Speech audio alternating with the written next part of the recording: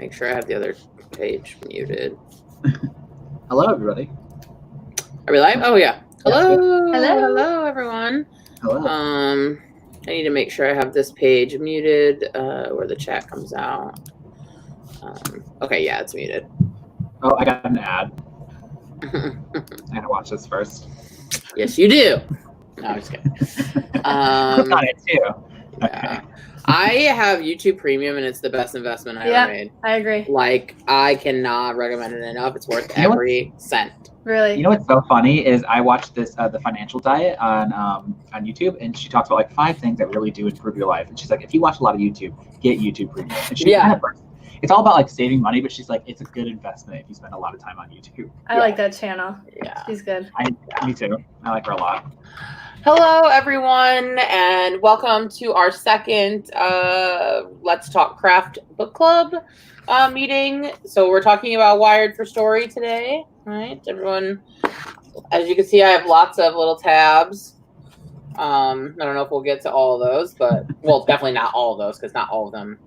I have one main tab. Oh, well, I guess we can already tell what Kevin thinks. No, that's not true. That's not true. I just have one thing that really stood out to me. Alexandra, I actually prefer not to do the ad blocks because I do like to help content creators make money. So when you do YouTube Premium, you don't have to watch the ads, but they get still make money off you watching the video. So that's why I don't do that. But hello, hi. Hello, everybody. Hi, everyone.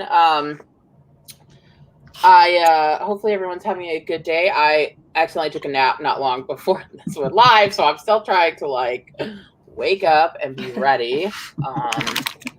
So, you know, I was up late last night playing Dungeons and Dragons. So, yeah. Me. Well, yeah. Although you stopped responding to my text right after we got done playing. So. Oh, because I fell asleep. Well, then you went to sleep anyway, so then it was late for you. Oh, hi, Christian. Hey, Phoebe, Lizelle. Okay, so before we get started, obviously, you guys hopefully know me. I'm Laura. And you, let's see if I point in the right, this way, is my brother Kevin over at Kevlandia. And today our guest host down below is Katlyn. So we have Katlyn Duncan. She is a traditionally published author, and she does have a YouTube channel of her own, if you aren't already aware, but I think most of you are. So her information to her channel is in the description. So, Katlyn, if you want to say hello, if there's anything you want to plug, go right ahead. Yeah, nothing to plug. I'm just happy to be here today to talk about Wired for Story. Yes, awesome. Great. Hey, Tammy. Okay, so we're going to talk about Wired for Story, and I have a lot of thoughts. But I kind of want to not dominate with my thoughts this time. I feel like I kind of did with Truby because I had a lot of strong feelings about Truby. Hi, Jessica. And I don't have as strong of feelings about Wired for Story. So that hopefully will allow other people to insert their. But before we get into specifics, I'm just curious for those of you who did read it or finish it. Whether or not you would say, like, yes, this was helpful, or, like, no, not really, or, like, yes, you would recommend this, or no, like, you wouldn't. So we can start with Kevin and Katlyn, what you guys thought, and give everyone a chance to kind of respond in the chat as well.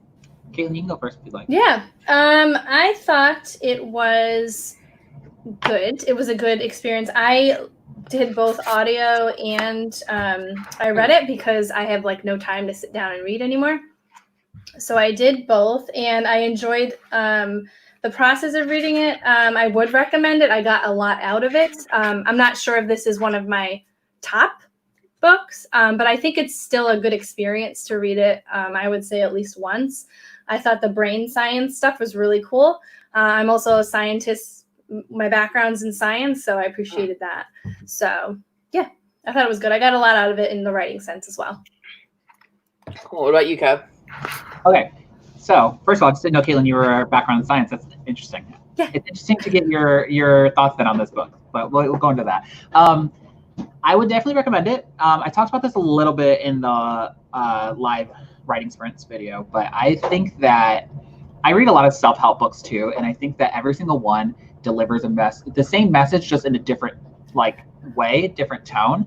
And so I always think that, I might have read a self-help book on this topic, but if you read another one, you get something else. And I think that's the same with writing craft books. Like, the whole thing may not speak to you. You may not get a ton of things out of it, but I do believe that you'll get something out of every craft book you read. And this one, I got a few things out of, so I would definitely recommend reading it.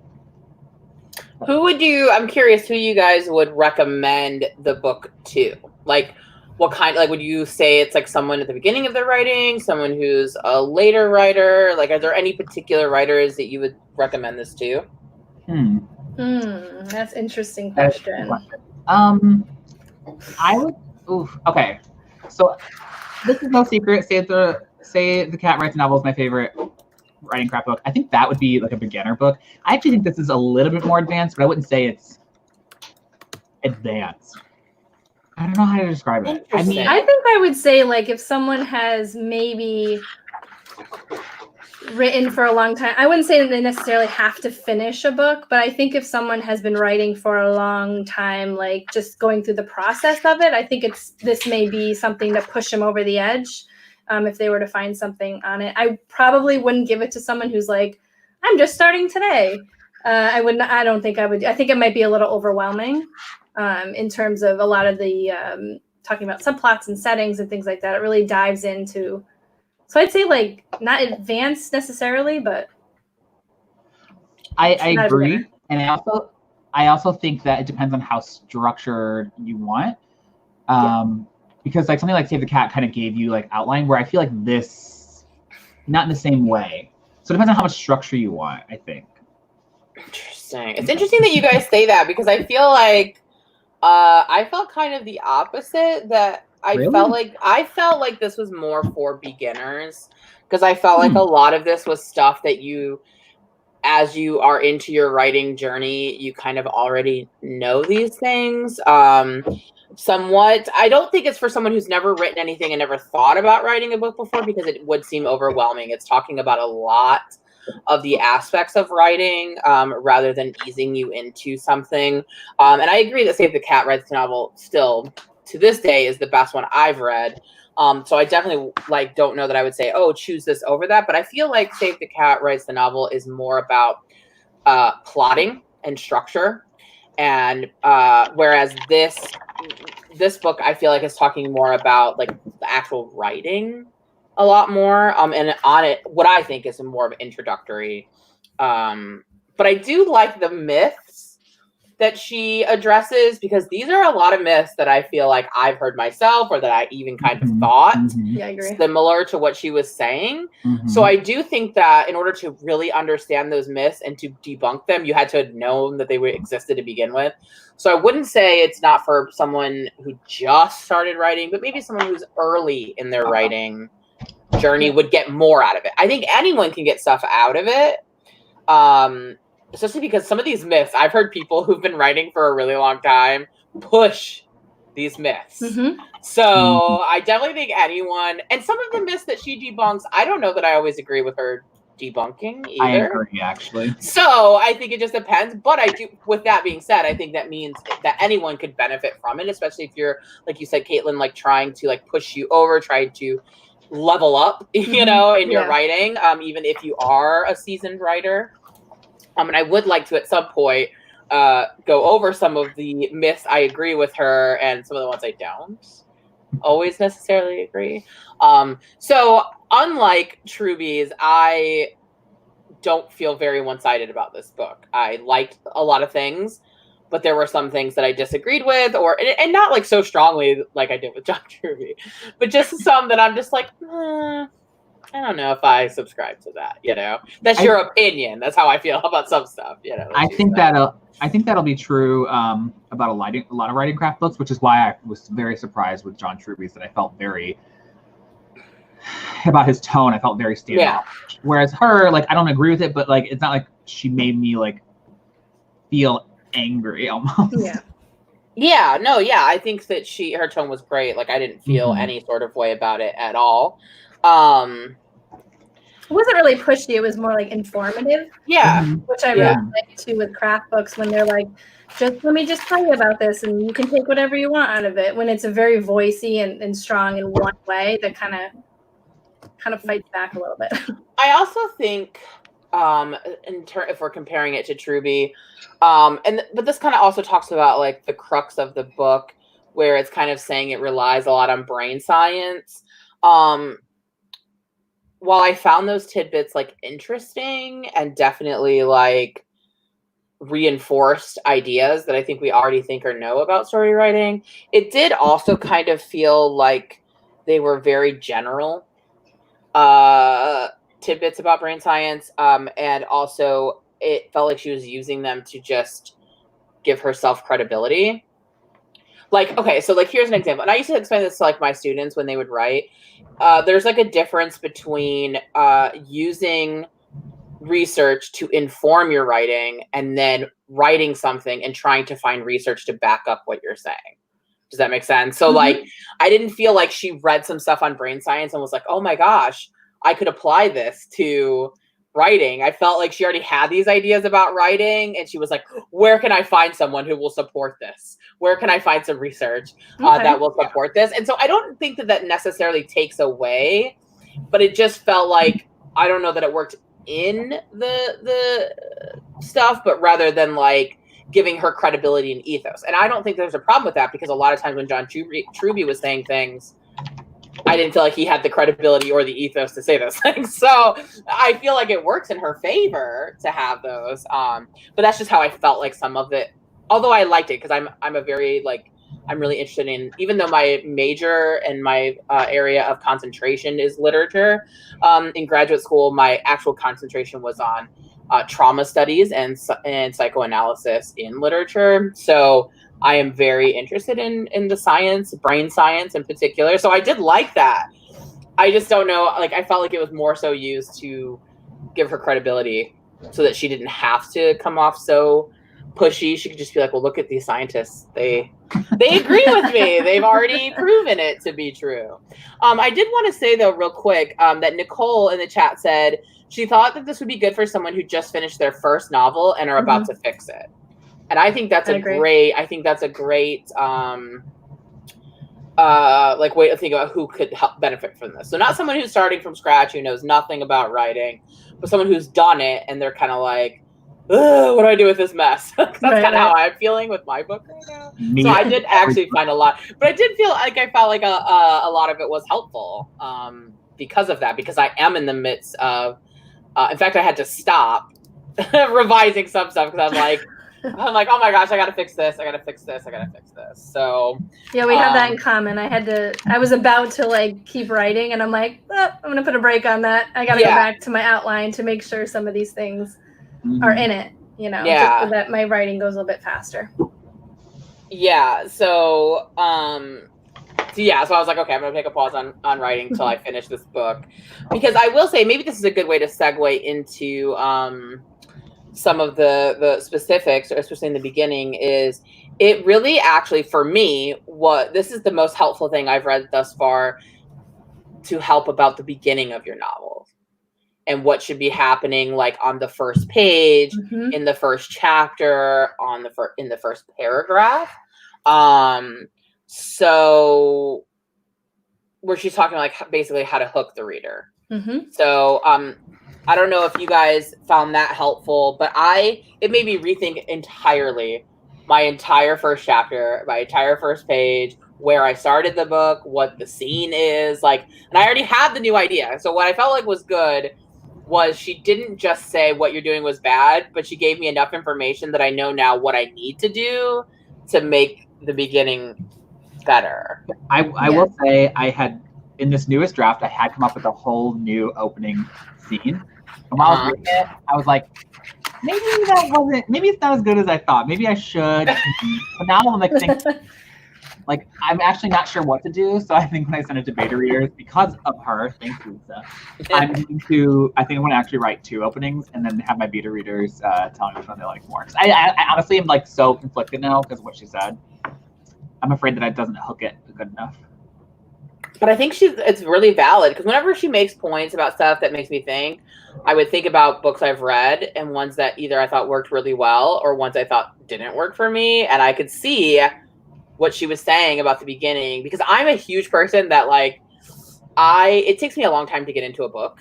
I can't just pick something up. I rarely pick something up and immediately be like, I'm into this. I want to read it. Like I usually, whatever next book I'm reading, I read 3 or 4 of them simultaneously, very slow until I'm into something. And then I prioritize that one. Kind of like what Jessica does, where she reads like the first chapter of several books. It's sort of like that. So I started thinking like, what are some of the ones where I didn't have to do that? Where I like immediately was like, no, I'm going to read this book.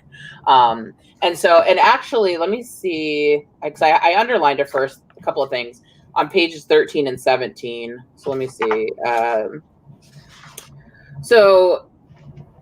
underlined something on 17 as well. Me too. I'm waiting to see if it's a thing. It's the thing that really stood out to me in the book. Okay, so I'll be curious if we're all like thinking about the same thing. So on 13, I love this, like she brings this quote up and you hear it all the time, but the all is not as it seems, needing to put that up like really early. And that we need a reason to care like right away, like rather than this sort of exposition. And then she says like, this means that whether it's an actual event unfolding or we meet the protagonist in the midst of an internal quandary, or there's merely a hint that something's slightly off on the first page, there has to be a ball already in play, not the preamble to the ball, which is what I feel like mine is. I think the ball gets rolling like on page 2 or 3, but you know, especially if you're in my position where I don't have an agent yet and I'm going to be sending this, I want that agent, when they get so many queries, I don't want them on the first page to be like having a reason to just yeet it off the screen and go to the next one, you know? So you want them to be invested right away.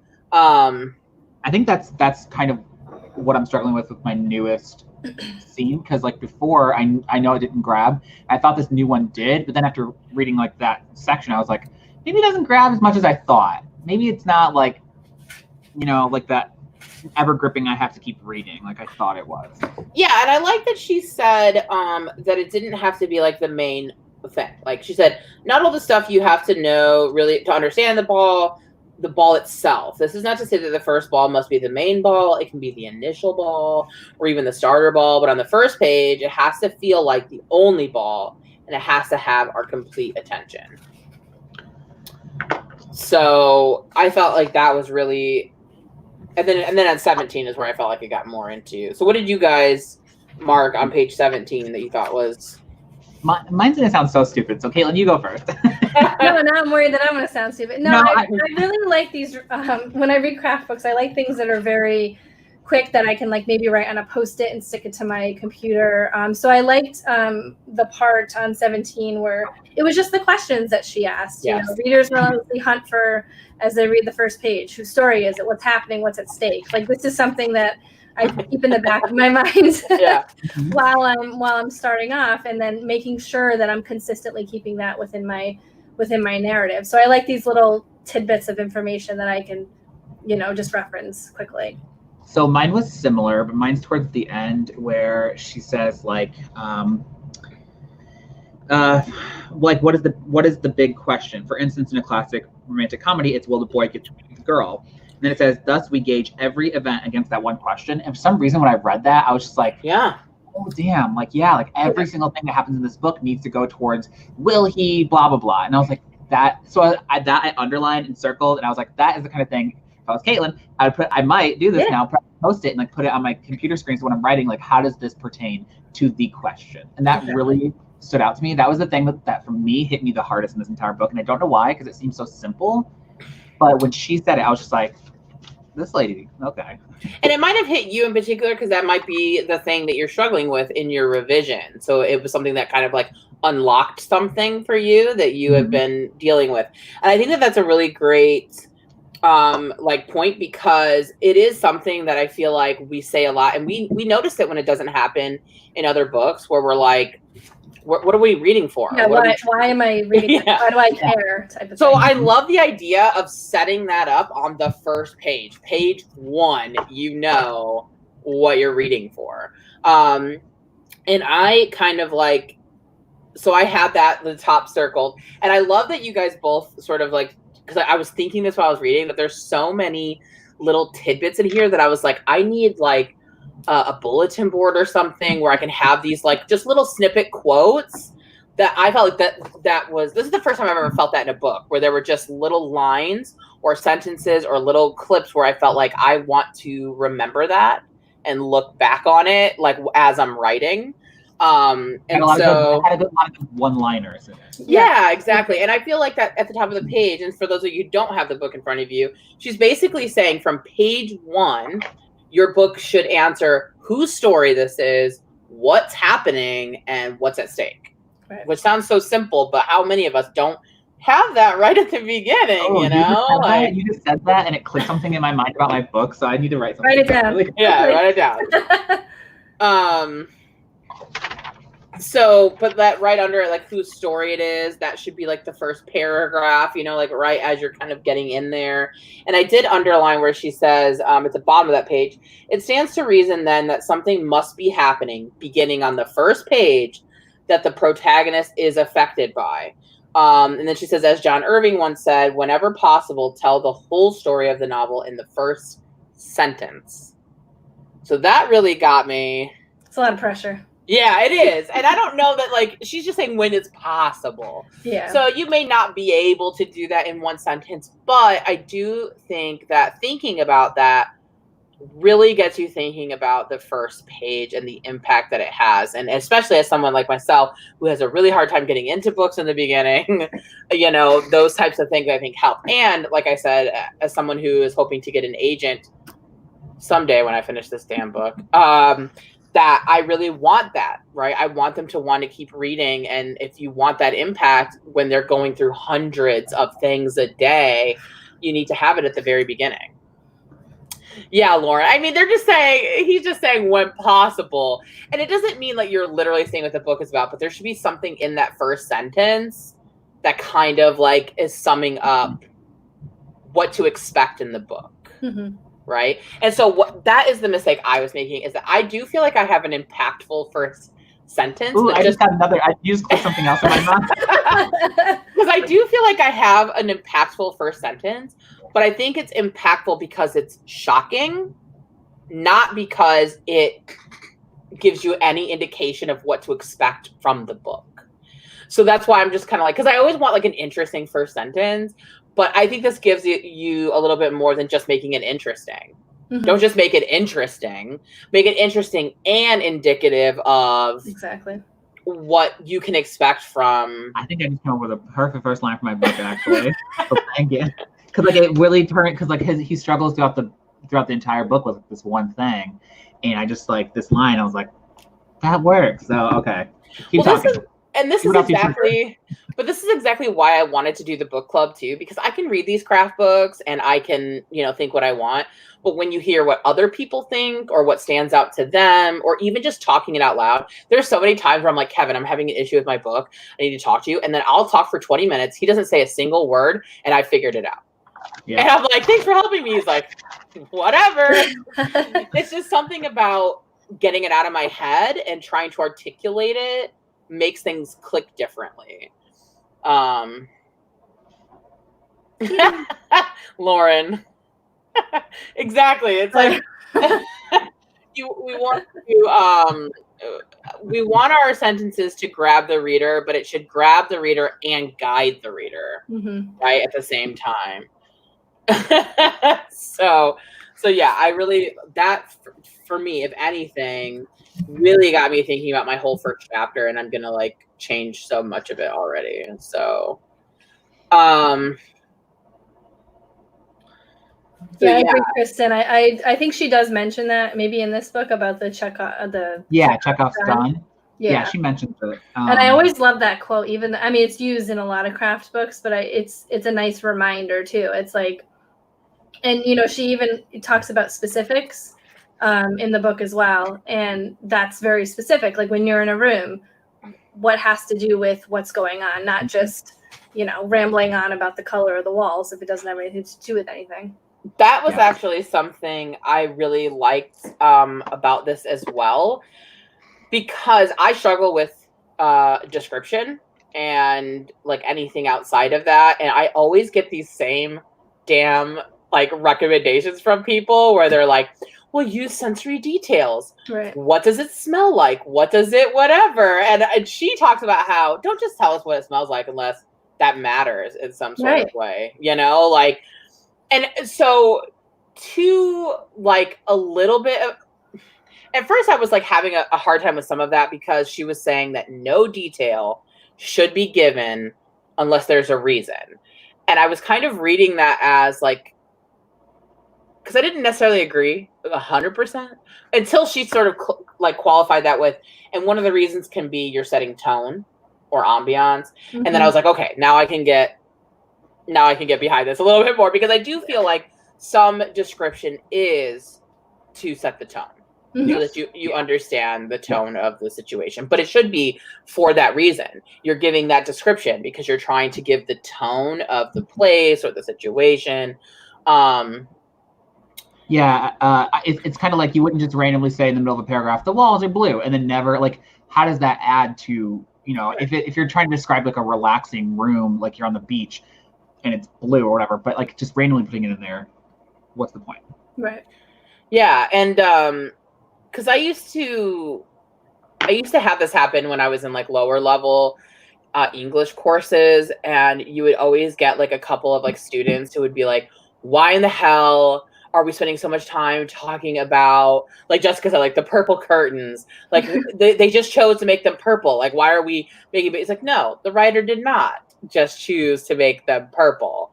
There's a reason, there should be a reason for all of these things in a book. Either should be. It's, yes, keyword, right? But it should be either ambiance or metaphor or setting a tone, getting you to understand something.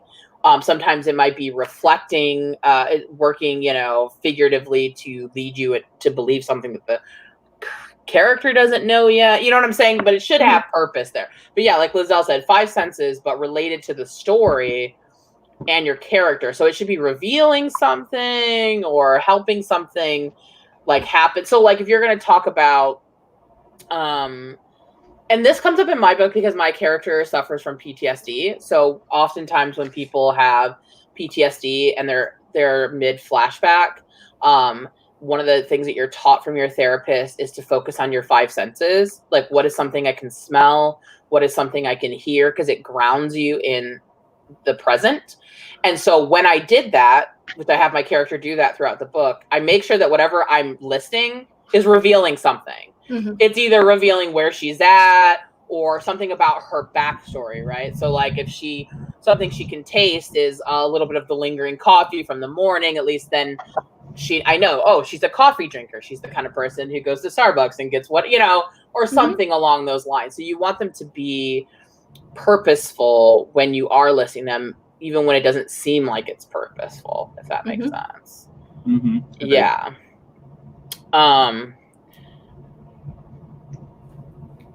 It's like so I'm trying to think where I think I wrote down so here is maybe my controversial opinion about the book, because I gotta bring it up at some point. Okay, go for it. I will say that it was very clear to me that she was a teacher. Maybe that's why I liked it. There was a part in it where she mentions, I have it underlined, sorry, 1 second. There's a part where she mentions like how you have to make things interesting to get people to keep reading, right? And she says, you're reading an article about string theory. Your eyes are focused, you're mouthing the words to yourself, and none of it is making it to your conscious brain, and maybe it never will. I will admit, there were passages in this, and pages, where I had to reread it like 3 times because I kept just spacing out. That I felt like, I don't know how to explain it. It's just sometimes I thought it was a little ironic that she was like, you always have to keep your reader's attention, and yet I kept losing focus while reading it. That's why the audiobook helped me a lot, because I felt the same way at certain parts. In some parts, she did try to trick you, too. She's like, didn't pay attention, did you? I'm like, no, I didn't. What was I supposed to? I actually need to go back and listen I need to go back and listen to the audiobook and see if that helps me then, because there were just parts where I was just like, I don't know what I read a whole paragraph, and I realized I was thinking about something completely different. And I was like, So I even underlined that passage. I said, this book to me, like there are parts of this that I just felt like it's so weird that she's talking about this and yet she's not doing it herself. And the thing is, I know it's possible because I've read craft books that keep me interested. So I know, I'm not saying it's not interesting. I'm just saying sometimes she went off a little bit on like these tangents, I guess. And I was just like, what? I don't know what I read. Yeah. I actually, that is one of my critiques of the book was that because I'm writing, because most days I mean, in the last couple of years, I only listen to audiobooks these days, but all the craft books I've been getting, you know, in hand so that I can make notes and stuff. And so I kept finding myself not able to read for long periods of time in some of the sections because I was just getting kind of like bored of it or kind of like wasn't ingesting it. And I was trying to think the why, like why is this not like pulling me?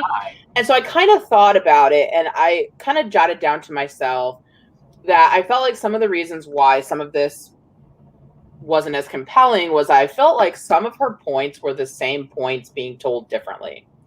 So like she called this section cause and effect and she called this section whatever, but they're essentially talking about the same thing. And so it started to feel almost like redundant because I felt like she was just saying it differently. And I think that that's fine because some people need to hear it differently for it to hit right, you know? But I think that was part of it for me anyway. I also think she over-explained some things. Yes. I started to skim some of her examples. I especially hated the one about Ray, the older woman who falls in love with the younger actor, which she like that entire low-key stalks him and like goes to the old, like I just felt like that whole example was weird and she kept going back to it and I didn't really love it. So, you know, it was just like, so yeah, I definitely, she says that metaphors are important, which I 100% agree. And as a teacher, they are extremely important when you're trying to teach students concepts, especially something like writing, whatever kind of writing it is, metaphors work really, or when you're trying to teach them like critical thinking or like emotional knowledge. But she used a lot of metaphors to over-explain a lot of things. I felt like almost to death sometimes. So, yes, I agree that like some of it was, she was good more for the little nuggets, the one-liners, the little. Can she have just like a toilet book of like writing nuggets? Yes, she just have. It was like all her little TLDRs, right? It was like, here's this, and those were really, really helpful. For me, I felt like, because there was a lot of good stuff in here that I was like, yeah, like because going back to what we were talking about before about the sensory detail, one thing that I really wanted to talk about, and it kind of like is related to that, is on 152, she brings up the myth, show, don't tell. Like the myth is that's literal. Don't tell me John is sad, show him crying. And she says, it's figurative, right? Don't tell me John is sad. Show me why he's sad. So, I mean, she is saying like literally, like, yeah, don't distance the reader from the action. Don't tell us what's happening. But I cannot tell you how many times people, especially other, I'm just going to like kind of throw some people under the bus, but there's other YouTubers who make whole videos on showing and not telling, and they're just giving the same bullshit of just saying, show me that John is crying. Don't tell me John is crying. And she's saying, it's a little more complicated than that. Like, it's a little more, like, I thought that was an interesting take, at least, right? Like, I still think you do need to show us John crying and not tell us John cries, but her sort of showing us how it got there and why, and giving that, I think was really important. I don't know. What did you guys, did that stand out to you? That one did, yeah. Yes, that one in particular. Yeah. Yes. Mm-hmm. And do you agree with her that showing, not telling is more about? I think there's room for both, because I think a lot of it might have gotten misconstrued over time, the show don't tell, because it's people are using it, literally, show don't tell.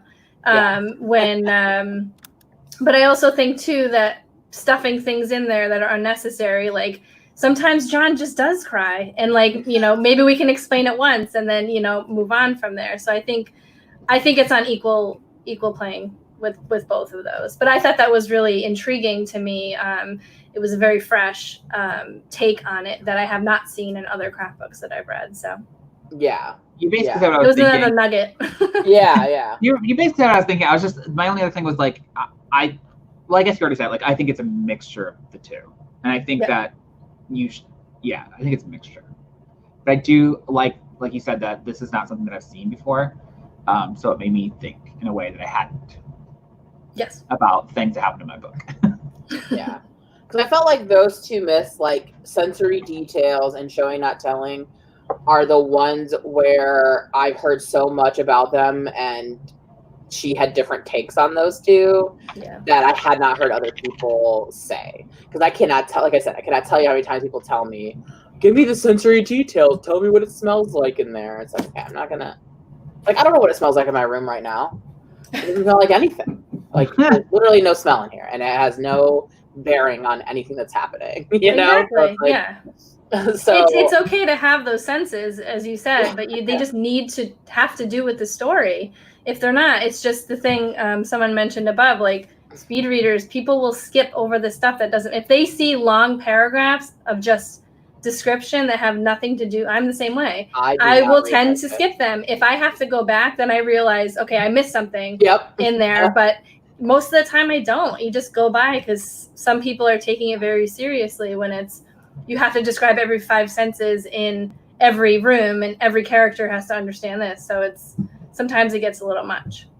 God, I skip over long, like I give them 2 sentences of describing something, and then I'm moving on. Like, I get it, you know? And like you said, I'll move on, and if I'm a little confused, then I'll back up and go back and say, okay, and then I just skim it to see where was the information that I needed to understand this. And this is why, you know, to be honest, why I don't read as much fantasy, because fantasy readers like a lot of like description to immerse into the world, but I get bored. I get very bored, and I think that to be fair, I do like a lot of fantasy books. It's the ones where I feel like they balance that, where they don't just use that as an excuse to just over explain every single thing. Which I would say is what Jessica feels about Robin Hobb, where she spends like 2 pages talking about paper. Oh, look, she just put it in chat. Like, hi, fantasy reading. That's so funny. Yeah, talk about the same exact book. Some people like that. I honestly, I must have skimmed over that part then, because I don't remember there being that much about the paper. Okay, one thing that I just found funny, because it kept happening in the book, though, is she would briefly mention something, and she'd be like, but more on that later, but more on that later, but more on that later. And she kept saying it, and I was like, when are we going to get to later? When is this stuff going to come up? Because she kept saying it. Yeah. I think that's more like for her. I say that a lot to people in real life when I'm trying to sell stuff, because I'm trying to make myself not go off on a tangent. So I'm like, okay, I'm going to get to that later. So like, just put a pin in that for a second, and then we're going to come back to that. It stood out to me because of how often she did it. Alexandra, I'm glad that you said that about reading contemporary, because I also was thinking about genre in terms of a lot of the stuff that she says in here, because I feel like a description is definitely way more sparse in contemporary. It's way more purposeful, because you don't have to immerse someone in a new world, so you don't need as much of that.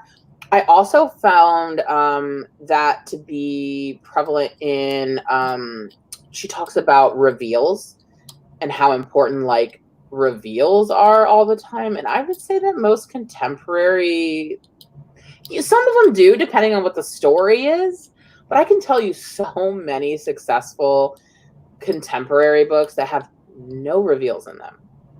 Like, no, like, Shasha was really her dad, or like whatever, you know, like there's nothing like that in them. I definitely think that stuff like that drives a story and it helps, but I think that it depends on what you're writing in terms of like, because I will be really honest, if I was reading a contemporary that constantly was just revealing crazy new stuff all the time, unless it's a really exciting, fast-paced, suspenseful contemporary, I'm just going to be kind of annoyed that I'm constantly being bombarded with, it would make me feel like out of sorts. Like I don't know anything that's going on when it's not supposed to be the kind of story where you don't know what's going on, if that makes sense. Yeah. Yeah, I think if it had a bunch of content revealed, then it wouldn't just be. I mean, I guess it depends on what kind of contemporary it is. Like, right? Is it a thriller? Like, is it a mystery? Yeah. Yeah. Yeah. So I do think that a lot of this you need to take with whatever kind of genre you're writing as well. Right. Which we have not. Most of the books that we're reading are sort of general and not genre specific. And as a little spoiler or a hint for next month, it is going to be a genre specific book. So I think that'll be interesting to kind of see what kind of like advice you're getting when you're really focusing on a certain kind. Like I think that if you're writing a certain kind of genre, you should be reading books that are general, but then also like genre specific. Although I wonder if there's many that are specific to contemporaries. I was literally just thinking, like, is there a lot of like books that help? I mean, I'm sure there's like How to Write a Romance and things. I was gonna say, yeah, if it's like a romance or something, but if you're just writing a contemporary, I don't know. I don't know that people are. I haven't seen any specific ones. Yeah. Yeah. Because you will get thriller a lot. You will get romance a lot. Mm-hmm. And there are books on writing sci-fi, and fantasy, obviously. But yeah, I think when you're doing contemporaries, it has to be like a subgenre, like suspense or romance or something. So I think it'd be interesting to get a book that's just talking about like how to write a teen contemporary. Well, when you think about it, like a teen contemporary is what? It's either a romance or a thriller. Mine's one of those. What genre would you consider your book? It's a contemporary. I just feel like there's not a lot of books that are just contemporary when you really think about it. I can think of a billion. What would you say, Angie Thomas's? It's well, that's The Hate You Give. Yeah, thank you. I couldn't think of the name. I kept thinking of On the Come Up, and that's not the one I was thinking of. Yeah, yeah, that's true. Right, it's not a suspense, it's not a thriller, and it's not a love story. Neither is kind of like a light thriller, like you don't know what's gonna happen. No, and that's not really what it is. Yeah, I think that's just general contemporary, like right. I just don't. You would have to add something onto it, like a romance. Maybe you could, if you wanted to call it something, you could call it slice of life, like something that happens to a character in their life, and they have to deal with it. I guess I just don't read a lot of regular contemporary books because they don't like. I like romance or thriller. Like I don't like just slice of life, I guess. Yeah, I mean, I feel like, to be honest, Simon versus the Homo sapien. I would not consider that a love story. I would not say that that's the. It's a love story in an issue book where I. But I think that there's a difference between having a love storyline in a book and it being a romance or love story. Like I don't think that they're the same. That's how she wrote it, though, to be. But I'm just saying, just intention of writers means nothing. Honestly, it has to do with the reader and what they get from it. So I mean, I'm just saying that I wouldn't say that falls under a typical rom-com type. It's a coming of age book, right? It's a Bildungsroman. Yeah, so, I mean, if you want to call that a genre, right? A coming of age, just sort of understanding who you are and coming into yourself, which I would argue is more of what Becky's books are about than the love stories. Like, she likes the cute love stories. They have cute love stories. That's the crux, but that's not what they're about, right? They're about young people figuring out who they are. Yeah, I guess.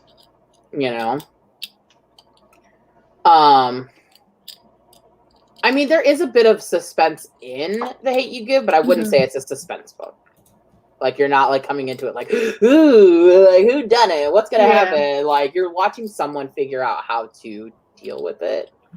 Maybe that's why it would be difficult to do a contemporary writing craft book, because there's all these other little elements probably take from other books, because that would be a niche for a craft book to like appeal to people, because you could easily say, well, I don't write contemporary, so that wouldn't be for me, right? Or, like Story Genius or Wired for Story is more general. Yeah, And I think Kristen put it great too, that having romance doesn't make it romance, and having some sort of suspense should be in every book, not just one genre.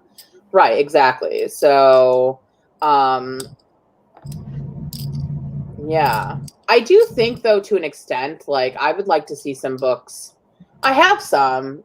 I don't know that I would call them crap. I don't know. I'd have to look at them again. But in terms of, like, writing young adults or how to write middle grade specifically, like, what kinds of things to touch on, because there's so much question of, like, is this young adult or is this adult? Like, I think if you were to sit down and try to boil down what makes a good young adult, that could help you figure out, is this young adult, right? Yeah, a lot of people just assume like young adult just means a young main character. It's like, well, absolutely not. Yeah.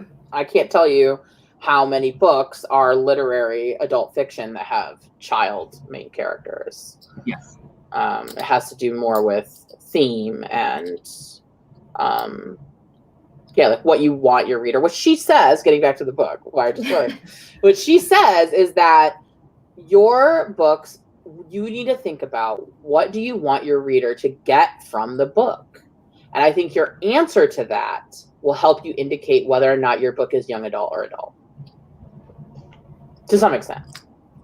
And she also talks about, which is something I used to tell my students all the time when I taught literature, is reading books is about teaching someone how to be human, what it means to be human, what those experiences are like and what they feel like. And that's why I felt like all students, whether you were a science major or a math major, should still take literature courses, because they teach you what it means to be human. And I think we all could, benefit from that. It makes you a better, well-rounded person. And to have things like empathy, right? Like, how else do you learn empathy if not by putting yourself in other people's shoes? And how do you put yourself in someone else's shoes? By reading a book where you're in their perspective, But that's my little rant on why everyone should read books and take literature courses. People in this chat, we don't read books. What? Harry Potter. Yeah, I guess, but because that's like a fantasy, we kind of just lump it into fantasy. Well, it's because they need to know where to put it on a bookshelf too. Yes. I mean, and we understand there's a business aspect to all of this, So of course we can't pretend like that doesn't we can influence stuff, But yeah, that actually, there was I felt like that reminded me of something I wrote down. Let me look real quick. I can find something else I wanted to bring up, but I don't remember where it went because I ran out of Post-it notes. Oh wait, was it? Ooh, a little nugget. We're talking about nuggets of hers. One I just remembered that I wrote down, which was also another like sort of myth-y thing that I think she had an interesting take on, just that I hadn't heard before, is that body language should tell us something we don't know. And I feel like that's the exact opposite of what I do with body language. Like, I'm going to tell you she's mad, and then I'm going to show you she's mad through all her body language. As opposed to, like, letting the body language speak for itself and then not having to say she's mad. Like, I've literally written, she clenches her jaw in anger. Like, I have literally horribly Everyone has written that.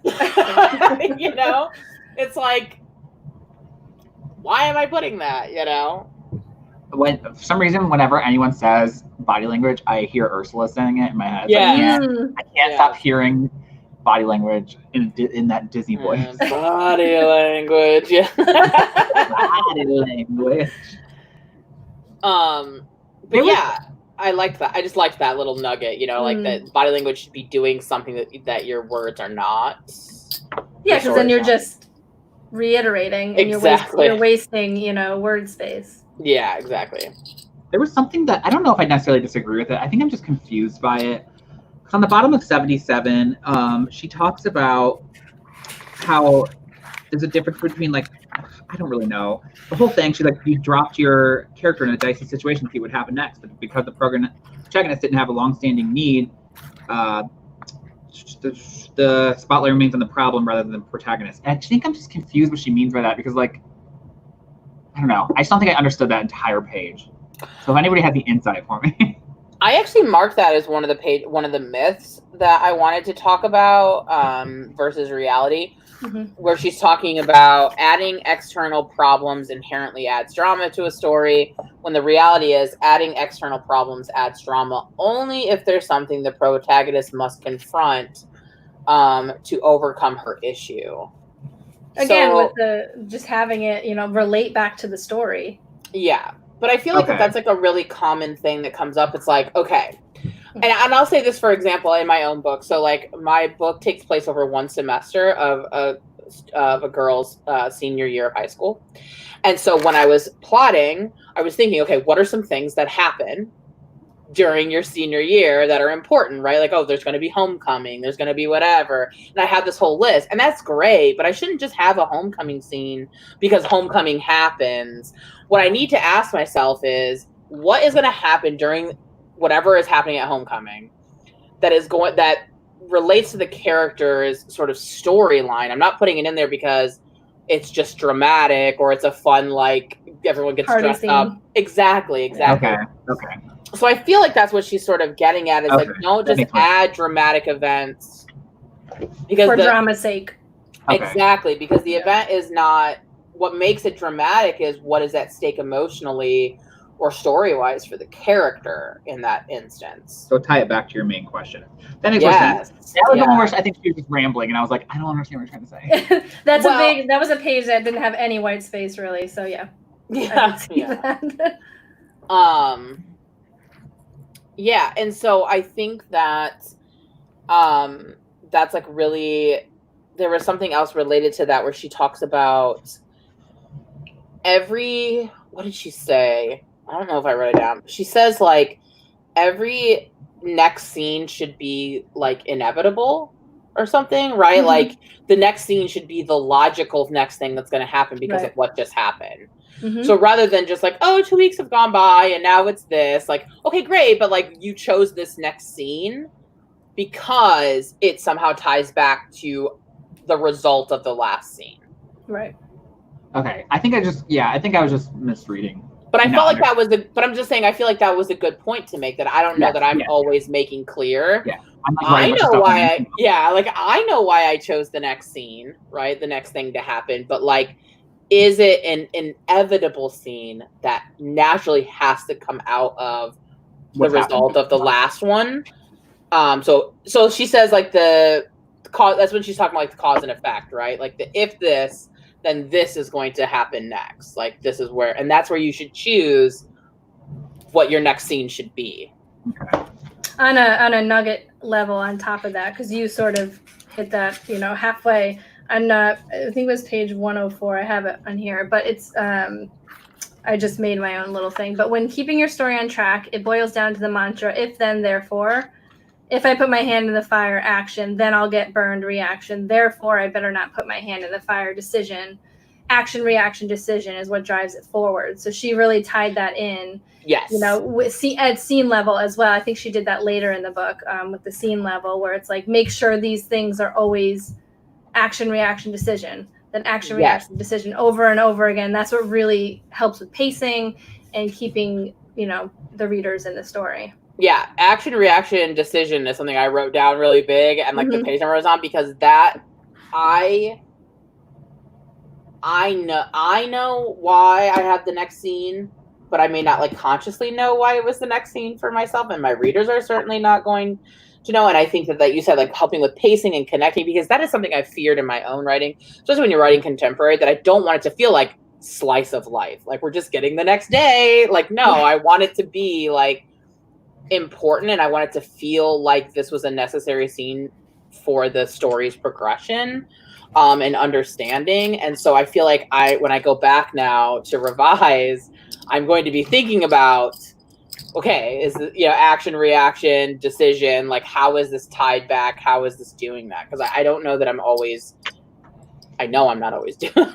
doing that in my book, for sure. Sometimes when we think about all the things that we have to do while writing a story, it suddenly just feels very overwhelming.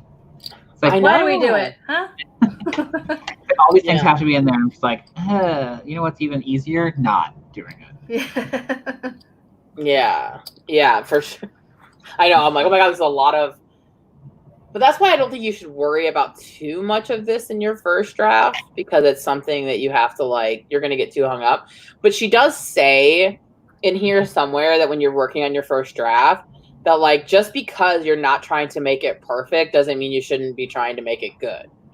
Right? Because that is the raw materials that you're working with moving forward. Angel, you want to get the book? I will say that like it really got me thinking about, I felt like a lot of it was stuff I already knew, but a lot of it was stuff that made me think about things I thought I already knew and think about it differently. Right. You know? So how about you, Kevin? Are you coming onto our side of liking it a little bit more? Okay, I just want to go on record. I don't dislike it. I will say that After, I don't know why I said it like that. Actor. Same thing with John Truby's book, though, is that after talking about it out loud, I'm starting to understand more of it. Yes. John Truby's a lot more, though. Like, I was way more confused in his book. But there are just things about this that I'm really talking about it out loud is helping me get things out of it that I wasn't otherwise getting out of it. Yes. So same. That is helping. Again, I didn't dislike it. I dislike John Truby's. I don't dislike this. Yeah. I just, again, she rambled. Yeah. Yeah. Give me the nuggets. Give me the nuggets. Yes, I think the nuggets are where it's at for this one. I'll give her this. She did not talk about, what was it, Tootie? Is that the movie John Truby kept talking about? Tootsie. God. Tootie. That's facts of life. Tootsie, talk about Tootsie like on every other page. So I'll give her that too. She did not take a movie and just talk about it nonstop for the entire thing. Yeah. That was so irritating. Lauren said you could say they've rewired your opinion. Oh God. Love it. Speaking of examples, your other one though. I'm just saying I'm excited to read the story. Yes, I have that too that I'm going to be reading. But one thing I will say about her example, so like she didn't use Tootsie, but she did use Die Hard quite a few times, and I have yet to see Die Hard, and I actually want to see it, so I didn't read those examples. I did read one, and actually I read one that was like early on. It's like, you think that this is the story of Die Hard, but really it's this, and I was like, and it didn't really give anything away, but I was like, oh, I can see what she means, because like you go into it thinking like he's dealing with this situation, but really his internal issue the whole time is actually something completely different, and this is helping him work through it. So she also did a major spoiler as well, so I'm glad you didn't read it. Yeah, for maybe the end of the movie. Maybe I started skipping the Die Hard ones later, because I just remember the earlier ones. Because Die Hard was like one of those ones that I just kept saying, I need to watch it, and I just haven't yet, and I actually really want to, so like I don't want it to be ruined. That's my fault, because I have been sleeping on this for too long. I will say, side note, both of these, both Lisa Cron, is it Cron? Yeah. And Save the Cat Writes novel are by the same publisher. Oh. 10-Speed Press. So, just a little tidbit. Yeah, I agree with you, Phoebe. I do always skip examples that I haven't read or watched. It depends for me. It depends for me too. It depends on if I care. Like, yeah. So, like, Save the Cat Writes a novel. There were several, and also I don't really mind spoilers a lot of times. Like, I don't care. You could spoil shit for me all the time, and I'll just still read it or watch it. Like, that doesn't bother me. For whatever reason, I felt very protective of Die Hard. I wanted to go in it very fresh. I didn't want to know anything. It's kind of, it's one of the things like my husband loves, and he's just been wanting me for the whole like 17 years that we've been together to watch them. So I felt like it's been on a pedestal that I haven't. But like, I know that in Save the Cat Writes a novel, I read every single example. I think I skipped one. And I was fine with it. I was like, that's okay. Because I felt like they were either like books that like I didn't care, or like movies I didn't care, or they were ones that was like, they're so like common and whatever that stuff had already been spoiled for it for me, or it wasn't going to be a big deal, you know, that kind of stuff. So I just remember for that one in particular, I got Life of Pi spoiled for me, and I was like, oh, I don't care. And then I got to the end where like she talked about the twist, and I was like, I actually would have liked to read that. See, when instances like that happen, I would still then go back and read it. If it was something I didn't think, Kevin's really weird about spoilers, though. Well, the only thing is, like, that to me is like the only reason why I would have read it, because I don't care about the rest of it. Like, the twist would have been like, holy crap. Now that I know it, I'm just like, I know it's coming. I'm not interested.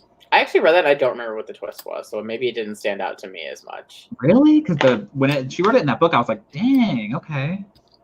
I don't know. I feel like I remember reading it, but I don't remember what the twist was. It's pretty dark. Now I'm intrigued. And I forgot what was spoiled, so maybe I'll read it. No, I won't. Yeah, Kevin's really weird about, like, he doesn't like things spoiled. You can't even spoil, like, a tone. If you're like, oh, it's a really dark story, he'll be like, don't spoil the tone of the book for me. And I'm like, oh my God. Is that like Laura told me that there was a twist in the one in a certain character storyline. So I saw it, like, I was looking for those hints and I saw it coming and I was not surprised. Yeah. I did end up finishing that book, by the way. It is good and I do recommend it. But because kind of like that one book, oh fuck. Not One of Us is Lying. We Were Liars. Yes. I was gonna mention that. Someone spoiled it for me.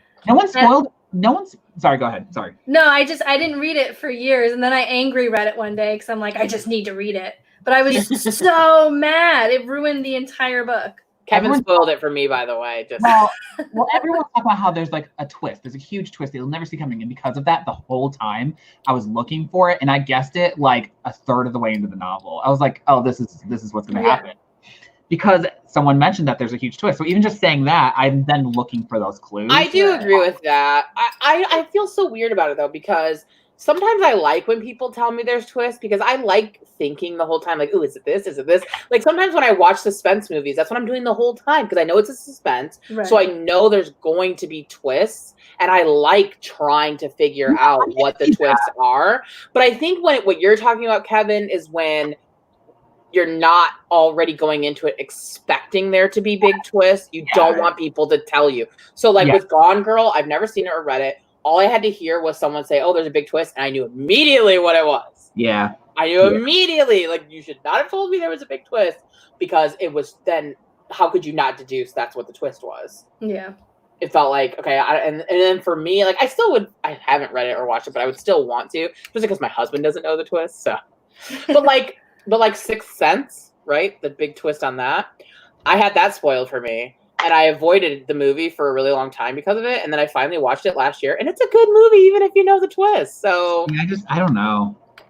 Like, it's still really, really good. Like, even if you know, I mean, it does change how you're watching. You don't get that experience. Yeah, you don't get that moment, but it's still a good movie. See, the thing is that nothing is, because I'm a writer, which I'm sure a lot of other writers can feel. Sorry, I know we're going off on a tangent, but I know it's related. A lot of people are authors.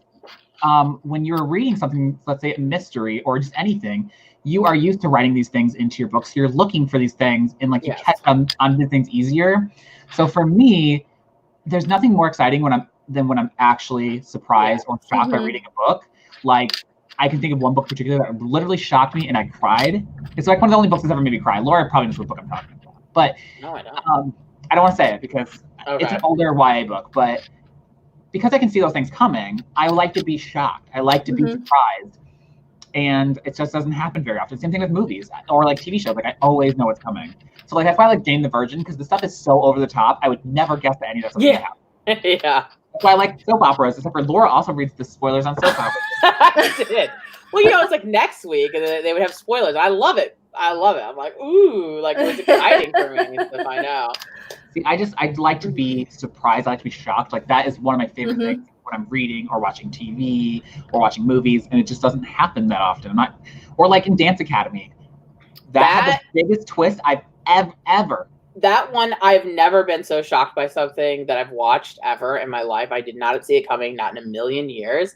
And I've never been so, like, just distraught over the twist. Even Laura telling me that there was a twist coming, even that was done so well, because even with Laura telling me there was a twist, I was still shocked and I still sobbed because it was done so well that it just doesn't matter even if you know there's a twist, that you like it's something you'll never think would ever happen. I know, I told you that. You're like, don't tell me the truth. I'm like telling you, you're never gonna guess it. It's not even remotely. So that's the thing though about like that I said about the one is that like I guessed some of the storylines way in advance. I will say that you're right that as writers we're always looking at these details because we know that details are there for a reason, and it kind of drives my husband nuts sometimes when we're watching movies because I'll be like, well, we know that's gonna come back up later, and he's like, what do you mean? It's like this innocuous thing, and I'm like, nothing is innocuous. Nothing. If he's, like she gives the example, like if he's speaking like Mandarin right now, Mandarin's gonna come back later in the book. Like it's gonna, there's a reason. No one's gonna take the time to let you know this thing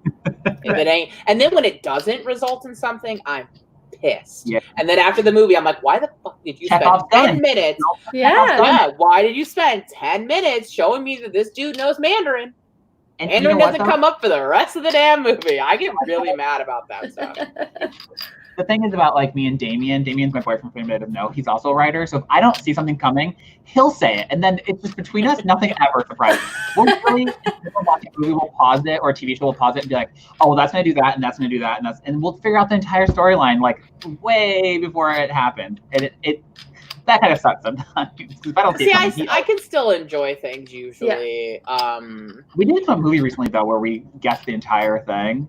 But like when we're both surprised, then it's like that was a good movie. Yeah. I do love when things surprise me because like I'll say it to Aaron, like my husband, a lot. I'll be like, oh god, well I know this is gonna happen because of this, and then like they'll do something really twisty, and he'll be like, ha, you were wrong. I was like, oh my god, did not see that coming. Like I love when people, but they rarely, especially the more we read craft books and we know how to. I'm like, well, we're in the dark night of the soul, so we know that this is gonna happen.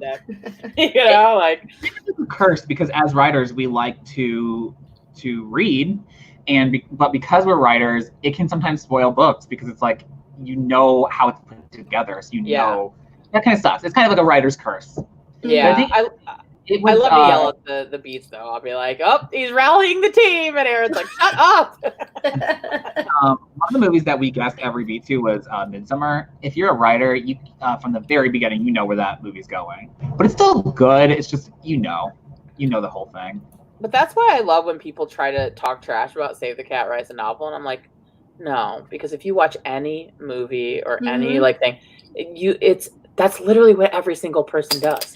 How can you possibly say that this book is just someone's opinion and not like the Bible? I don't understand, like it's literally what everything is doing. Like I agree with Lindsay. She said she's a visceral reader. If a book can give her a strong gut reaction, no matter what the emotion, she could immediately feel more impressed. I agree, because like that's why I like so many YA romances when they do something like swoony. I'm like, my heart flutters. I'm like, yes, you're so adorable. That's those things. Those are the things that I'm not really like. I'm not reading those, and for some reason with like YA romances, I don't do that. Where I like pick out things like Stephanie Perkins books, like the big romantic gestures are things that I don't know. I just didn't see them coming, but they were just so cute that I like felt them in my heart. And now she's only writing thriller books, and I want another romance. That's why I love angst in books. That's why I love. That's why I love like love triangles. Things like that, because they make you feel stuff, because that's what determines whether or not I like a book or I love a book. I have to have a literal visceral like reaction to something, and if I don't, then it was just okay for me. Like then it was just like whatever. Like, and I'm like that with like a lot of art, like with music. Like my favorite songs there's always like one moment where it's just like the way they said this lyric, it's like you feel the emotion. If you can make me feel what you're saying, and that's it, like that's what matters. But then when I'm trying to write, I'm like, no one's gonna feel any of this shit. I don't know how to write that stuff. Like I don't feel I'm doing it when I'm writing. If you want to feel something while watching something, let me tell you, I started watching Riverdale not that long ago, and it makes me cringe so much. The show is so uncomfortable. There's so many scenes that there are scenes that I literally have to pause it, and I just sit back. I'm like, oh, this is so uncomfortable. And I will say, if nothing else, the show has me feeling things. Yeah. It's so ridiculous, though. I'm only on season 2, but the show is so ridiculous. But man, are they so good at making you cringe and feel really uncomfortable with what's going on. And making you click the next episode. Yeah. Because we gotta see what happens. Literally, though, in the middle of episodes, we'll pause it and I'll go, oh, shit, this is so uncomfortable. I don't know if I can finish this episode right now. It's happened to me multiple times while watching the show. That's why I watched 90 Day Fiance before the 90 days because that is just so like there's certain like it's so cringy. Like the cringe factor is so hard that there's just certain things that I just don't like. I don't know if I can because like at least with like Riverdale, I know it's made up, but when it's like real people's lives and like things are awkward, I'm like, oh no, these people have to live with these things, like actually live with them. Yeah. But I do think that's why a lot of people, if you've read the Stephanie Perkins books, Anna and the French Kiss, Lola, what is I and the Boy Next Door, and then Isla and the Happily Ever After, which is my I want to reread them. Yeah, that's the reason why a lot of people say like I don't understand why they're so popular because they're just regular books. It's like because Stephanie Perkins is the queen of making you feel stuff. Yeah. She is just so good at that it doesn't matter that the story is just kind of like a regular story. Like, you're not reading it for amazing plot and, twists and turns. You're reading it for the feelings. And Stephanie Perkins just is like one of the nicest people ever. She really is. Like I emailed her once to ask her if I could buy one of her pre-order bonuses that came out because the book had come out years before. And I emailed her to be like, can I buy these for my sister for her birthday? And she's like, oh, I'll send them to you for free. Just let me know your address. And I was like, this lady's so nice. And she sent a bunch of extras too. Like she's just so nice. She sent it to me and she was like, you have the nicest brother ever. Yeah, remember that. But yeah, I do think that those like that feeling something is way more important than the other stuff. Like you can have a great plot, but if you don't feel anything, then it's just like, meh. Okay. The thing is, what's so weird to me is like, because I do read high fantasy, I'm reading the Game of Thrones books right now. I wouldn't say they make me like viscerally feel anything, but for some reason I still constantly am thinking like I need to go back, I need to keep reading, and I don't know what it is about those. Maybe it is, I don't know, but there's something about those books that I just want to read, but I do miss feeling that visceral feeling, so I think I am going to maybe reread an old YA book. Like Stephanie Perkins. I think that's why I like the newer Star Wars movies rather than the old ones, and I think that's why a lot of the people who like the old ones don't like the new ones, because the new ones are so much more character driven. You have so much more like feelings about people and they're really what they're going through rather than just the plot of like a space thing, and I think that because I think that's the problem I have with action movies is I tend to, or like even like science fiction, to be honest, and I think that's why a lot of YA science fiction doesn't sell well, because people are so focused on the science fiction-y stuff that they forget to make you like. That's why I like to describe my science fiction ideas as, contemporaries in the future or contemporaries in space, because they still have that like focus on like feelings and people. They just happen to be in this setting and using that sort of technology or that time period. But I think that and especially it depends on your audience too. Yeah. Obviously what your attention is. But yeah, so we kind of went off on a little tangent, but it was related to what she was talking about. Yeah. I'm trying to think. There was a couple of things. I underlined something else. Let's see what it is. Readers assume that everything the writer tells them is there on a strictly need-to-know basis. We already went over that. Yeah. I'm just trying to find my underlines. I did like, I actually used it on the Instagram page for this, where she said, if like basically, I don't remember what the exact quote was, but she's like, if the reader doesn't know that something's afoot, then nothing's afoot. Like you need to, and I actually wanted to ask you guys this because she talks about foreshadowing, but then she also talks about setup. And I'm wondering about the difference between foreshadowing and setup. Like, I feel like I can think of examples of something that would be foreshadowing and not setup. But like, are they different?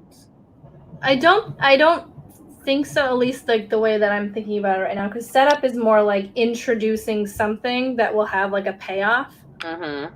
Foreshadowing, I feel like it's the way you're saying that makes it sound like related, but yeah.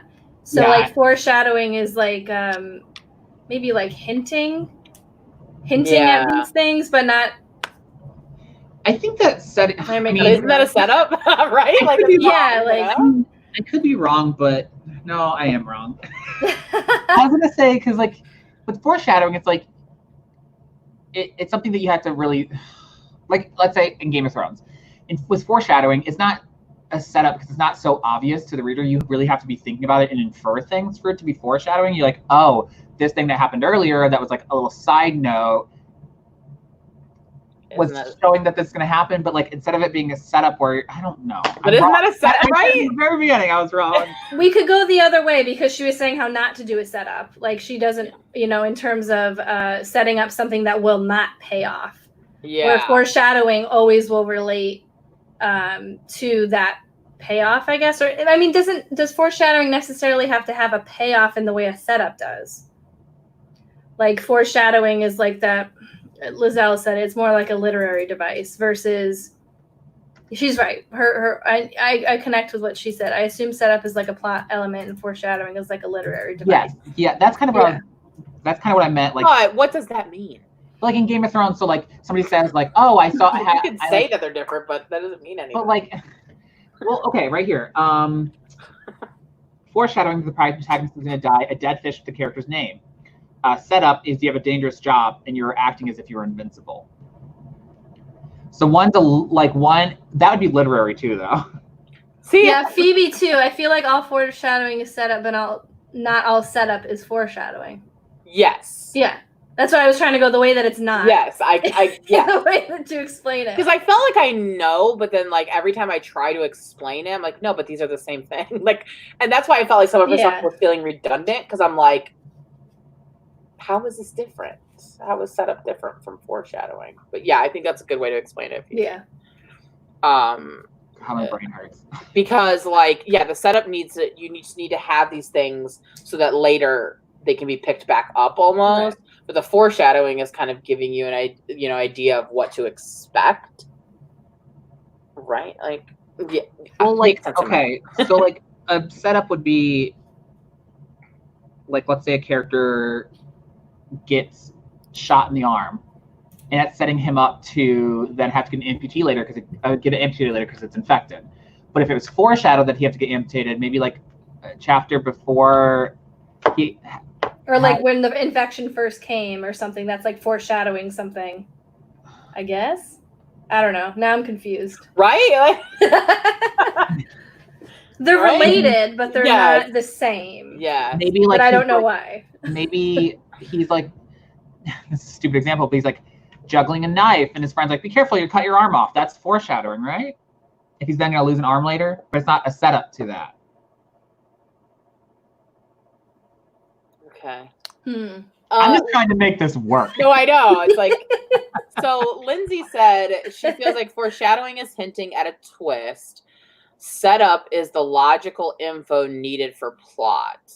So foreshadowing is Check's gun. Setup is your MC buying a prom ticket for the prom that happens in the last chapter. I can see that.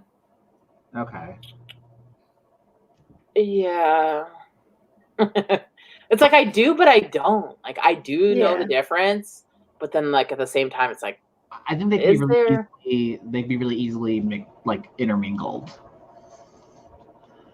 Yeah. Okay, Talia, like setup is building blocks for what will happen and foreshadowing is hints at what will happen. Yeah. I also feel like sometimes foreshadowing is often tied with irony. Where like people will say like, I've never been wrong. And it's like, well, we know this fucker's gonna be wrong now. Yeah. So I feel like that's foreshadowing. But it also could be looked at as setup, but it's not so literal. You're not literally putting in things into the story to help them then be picked back up later. Well, that's kind of how I think about setup. It's like, all right, I'm going to put this on the floor over here because I know later I'm going to need to pick that up to do something with it. You know what I mean? So you've got to put it there to begin with so that you can grab it later. Whereas foreshadowing is sort of like, that's so Raven, where she's kind of, like something triggers something for her to see like, oh, something in the future is going to happen with that type of thing. But then at the same time, that seems like the same thing. I don't know. Yeah. But it was stuff like that that made me feel like sometimes some of the stuff I was reading was redundant because I'm like, because I'm just like, well, isn't that the same thing? Aren't we just talking about the same thing differently? Right. I didn't get stuck on that, but now I'm stuck on it. Yeah. So, this is exactly right though, Lindsay. It's all semantics. Just don't add stuff in out of left field. Right, exactly. Yeah. Or in essence, she was saying too, like, don't set up stuff that's not going to pay off. Right. Or Laurel will be very angry that Mandarin came up. Mm-hmm. I do. I get really upset because to me that's a plot hole then. Like I feel like when you went off and you did something here and then it doesn't come back and have some sort of resonance later, then that was a plot hole. Like how did you miss that? Like exactly. why did you give that to us if it's not going to matter? It's a waste of my time. You know. Writing is hard, everybody. Mm-hmm. It is. Kristen, I think that's actually a good sort of like example would tie back to mentioning what's in a room. Yeah, like, but at the same time, that is also foreshadowing that that's going to matter later, but maybe not in terms of like plot, but just that it's going to. Maybe we should just leave this alone because I'm gonna look it up later. I'm gonna have to do some research. It's gonna wake me up in the middle of the night. Yeah. So right, because it's like every time I feel like, oh yeah, and I try to explain the difference, I'm like, but someone could see it differently. So. Let's Did she bring it up in the same chapter? Is that no? They're separate. Okay. You were just. That's why I thought it was weird. I'm like, but are these things different? Right. Right. Like, oh, let's talk about setup. Now let's talk about foreshadowing, and I'm like, these need to be separate things. Yeah. Yeah. So. Yeah. Yeah, I agree. Raven is a moron. I mean, maybe that wasn't.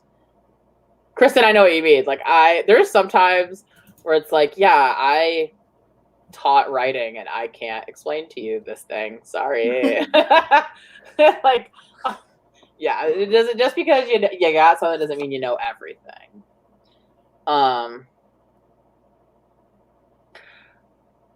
I mean, I understand that to an extent. Like the definition of foreshadowing is a literary device in which a writer gives an advance hint of what is to come later in the story. But so can setup, right? It's setup of stuff that's going to happen later in the story.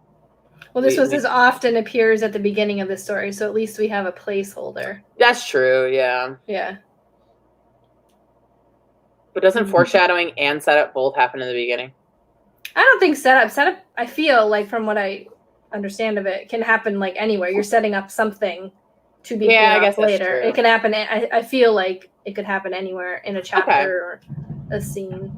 Just making sure that you have that payoff, and the payoff is what you want it to be too, because they were talking about setting up like the wrong thing, like in a situation. So yeah.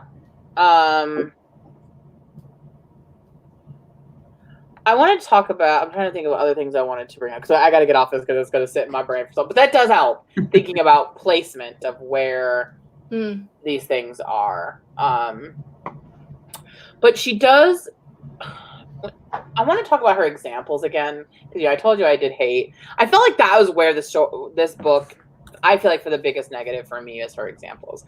I feel like her examples, not that they weren't good examples, but that I felt like she used too many. Some of the ones she chose I didn't like. And then also I felt like some of them that, and I have an example of this, I think it's on page 113. She, I think I wrote down the right page number. She is giving us an example of bad writing, but I also just feel like when you pluck something out of the context, then it is going to look bad, if that makes sense. Like, she gives us this example of like... The Sam one? Yeah, the Sam example. It's like, here's an example. He tells us what the thing it's being compared to. It's like, well, maybe he did in the sentence right before this passage. Or maybe he did right after. Like, I feel like it's weird. Like, I didn't feel like they were as convincing because I just felt like you're just plucking stuff out of a book out of context. How does that really necessarily let us know that he doesn't do those things? Yeah, I agree. Was that taken out of a book, or did she just give that example? I think she just wrote it, right? To be a bad example. Yeah, because I think I agree to a point, because she was talking about specifics. Yeah. So in that one, there was nothing specific about anything he said. Yeah. So I guess, I guess it was just like, I had a hard time. I thought her ideas were good, but some of her examples didn't really illuminate anything to me because I would need to see it within the context of the story itself rather than her just telling me. Like, here's an example where he didn't do it. It's like, well, I don't even know where this existed. I don't know what happened before that. Like, that doesn't necessarily mean he didn't. I don't know. Yeah. No, I agree. There were some examples that were like, which is why the audiobook really helped me. Because you could just up the speed. I had it at like 3 times speed at some point. Is it on Scribd? I think I got it on Hoopla. Okay. What is that? Because I know I didn't pay. You don't know what Hoopla is? No. You connect it to your library and it has like audiobooks and movies and ebooks. It's like a Libby, but I have more on my Hoopla than I do on my Libby. I'm going to try the audiobook. Okay. In terms of another example, there's just one thing I know we mentioned Ray, but one of the things that really, and this was a rambling one, starting on 96, the general from the specific, and which is why I didn't mind it so much in the audiobook, but it really struck home for me a little bit in terms of backstory. She was talking, I don't even think it's in this chapter, but talking about character bios and like, I'm never the person who fills out forms based on my character, because if I see a blank, I need to fill it in, even if it has nothing to do with anything. So I appreciated how she wanted to direct character bios to have to do with the specifics of the story. Like, don't bring up she plays violin if you're never gonna, you know, go through with that. But I really liked how she explained in this one about Ray and just sort of going through like sort of an internal narrative about her backstory. And then through that, we figured out a way to where to start the story. So it's like going through, that was like a huge light bulb for me. You know, it's like several pages long, but then we discover like that moment that this story needs to start. And then you don't have to necessarily use any of that. Well, actually, if you do, you would use it because she's being very specific. So these things throughout the story would crop up, you know, and give that information to the reader, but it also has to do absolutely with the story. So that was one example I did like, even though it did ramble a bit. But I could see myself sitting down and brainstorming. This is the point where I stopped with my thriller. I was like, shoot, I need to do this. I need to sit down and I need to do all of this and figure out maybe I have the wrong starting point. So that was really the only example that I like really stuck with. The other ones were, you know, I tended to just go with the flow type of thing. I will admit that I kind of skimmed that example. So now I want to go back and actually read it because I was so sick of listening to about Ray and like I just felt, I don't know why that one just struck me as so like annoying. This example actually I really liked too, actually. So you should go back and read it because I think out of all of the ones about Ray, this one was the most helpful. Yeah, because it was showing all the specifics that you actually need for your story. You will probably explain at some point, and it also gives you your beginning and basically all of the drama that needs to unfold throughout the relationship. To see, I will say that, I mean, maybe I'm wrong, but I will say, though, she talks about how, like, I thought this example was creepy because she was stalking him and thought he was cute when he was underage. But she's like, she tries to make it seem like, oh, it's only weird because she's older. I'm like, no, it's weird because she had a crush on him, thought he was attractive when he was underage, and she stalked him to figure out where he used to vacation. That to me, and she tricks her like boyfriend or whatever to go to a place that was what was weird to me too, was like, you have such a big crush on an actor that you have tricked your boyfriend into wanting to vacation to a place because it's connected to another person you have a crush on. That was so weird to me. But I was like, I can't get behind this example. But that could also be something that comes up and is a huge conflict later. Obviously, he's going to find out that she's stalking him. And, you know, what's going to happen? There's going to be conflict. So. There'll be the will they, won't they. Yeah. Admittedly, the details were a little much. But I liked the process of brainstorming through all of that. Yes, I did like the process. I do like what she did right there. Some of the things that she had that Ray character do were weird to do. Yeah. Yeah. Seemed a little extreme. Yeah. She does mention in that section, because I did underline, where she brings up like ticking clock. Mm-hmm. And I thought this was a really interesting thing to think about, because I often think about ticking clock in terms of just like suspense, right? Like the bomb is going to blow up and we only have 6 minutes to figure this out. But I think that she kind of poses, or from what I understood, that like all of our stories should have it's like a ticking clock, right? Like it helps for pacing. Like what, like we need to have like this needs to be done by this time, or this thing is going to happen at this time. Because I started thinking about my story. It's like, okay, well, even my story has like a ticking clock. I feel like a lot of stories have it naturally. Like a lot of high school stories will have like end of summer, end of graduation, or right. That's where mine is. Yeah, like because mine takes place over a semester, because she's trying to decide where to apply to college, and she has till this date. Exactly. To like do it, you know. I think a lot of stories, at least YA books, have a natural, because high school is very time. Like it is very ticking clock. Right. Like you said, graduation or prom or end of semester, end of school year, end of summer. So like, yeah, I think YA books, at least contemporaries, have these natural ones. That tends to be what I write, which is why I was thinking that. Mm-hmm. Maybe that's why we're always giving ourselves things like quarterly goals and end of year goals. As we need the clock. We need the ticking clock. You know, like yeah. Whenever I do mine, I mean the past few books I've written, they're women's fiction, so they're not like. And you think of ticking time clocks for like thrillers and whatnot, but I usually have like a timeline. Like one of them was Christmas, so Christmas was sort of my deadline. So I always print out like a calendar starting from when I start and then doing things along the way. That's a different way for me to track the clock. You know what movies all have the same deadline? Hallmark movies. It's always yeah. I love them. Love every single one of them. Yeah, I like the idea though of maybe just amping that a little bit, that certain things have to happen by a certain date.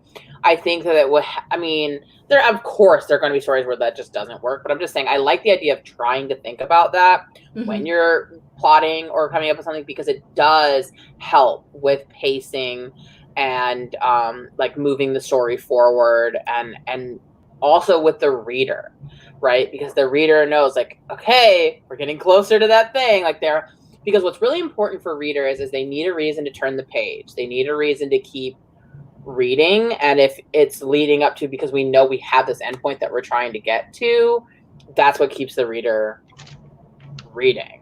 So I think if you can try to like, it was something I wrote down for myself, is like try to have more like actual, like, it doesn't have to have huge consequences. It doesn't have to be like, and then you blow up or something. Right.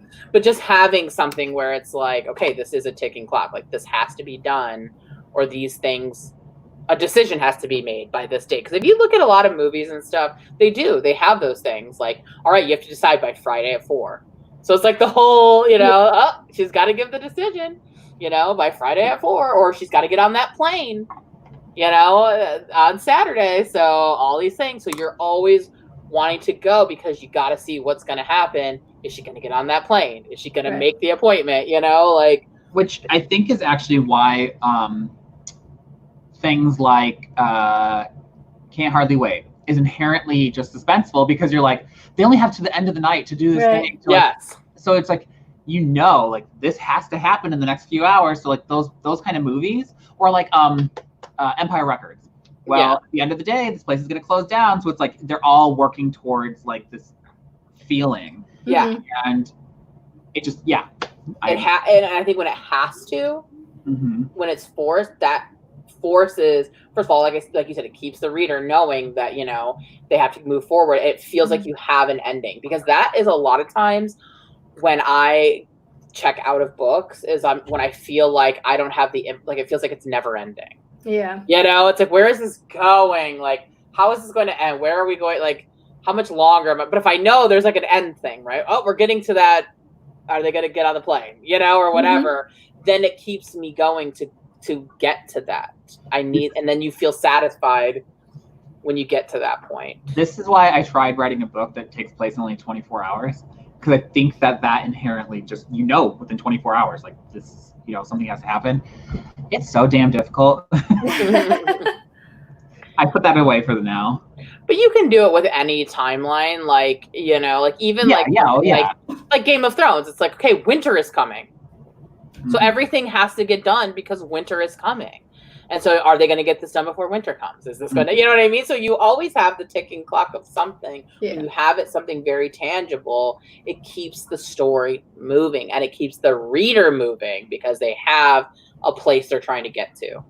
Yeah, Lindsay said in chat, she used this in her middle grade. I beta read it. I will say it worked because every chapter is this many hours till midnight, and you know what's going to happen at midnight, and you're like, holy crap, is she going to be able to do this by midnight? So the whole time you're reading is building to that. And like, how much time does she have left before, you know, and it worked. It worked really well. I like shows that do that too, where like, if it's something in a very short time span, it's like, okay, like this has to be done by like 11 p.m. And it's like, then the next scene is like, and they show the time clock. Yeah, it's like 10:02. You're like, yeah. Isn't that what it works? Isn't that what the show 24 did? Wasn't it all like within 24 hours? Like 23 hours later. I never watched it, but I mean, I've seen it, but yeah. But yeah, I just kind of like the idea that even if you're not writing something that's suspenseful, trying to figure out a ticking clock could help with pacing and moving the narrative forward. So that was something I wrote down for the book. It was like, I always just kind of thought of ticking clock as like for suspense, and I never really thought about. And now that I realize I already have it in my book. I can play with that a little bit more while in my story, right? Like, yeah, it definitely comes up because like if you think about like in Breakfast Club, like, oh, are they gonna all become friends by the end of the school day? I mean, or what's gonna happen at the end of the day. Yeah, exactly. You're wanting to see what you need to get to the end because you need to see if that thing, and you know what you're anticipating, not just like what's going to happen at the end, but like you have a very specific thing that you're working towards for the end, you know? Which actually, when you're bringing up Breakfast Club, that reminded me of what we were talking about earlier about having spoilers. When we were talking about, what is it? What's the Breakfast Club one by One of Us is Blind? Yes, I had that spoiled for me. And I had it spoiled for me too. But it was still a fantastic book. Like, I still wanted to know how it got to that. I actually have had no spoilers for that book at all. I thought you told me that's why you weren't reading it because you didn't what the spoiler was. I thought I knew what it was, but when I said it to you, you said that's not really. Oh, that's right, you did. I was like, oh no, that's not. So I actually don't know what the twist is in that. So. Yeah, well then you should read it because she writes fantastic. I think I own it. I think I have it. We have a free, back when my work was open, we had a free like give and take library, and somebody had it there. Oh, that's nice. Yeah, well you should read it. I'm pretty sure it's somewhere. All right, were there other things that you guys... I feel like I went over all the things I didn't like. There weren't that many, to be honest. I really got a lot out of it. And I definitely would recommend it. But I'm trying to see... Oh, there was... On 161, I liked something... Because I really do like metaphors and like being able to think about things differently to understand a concept. She says on 161,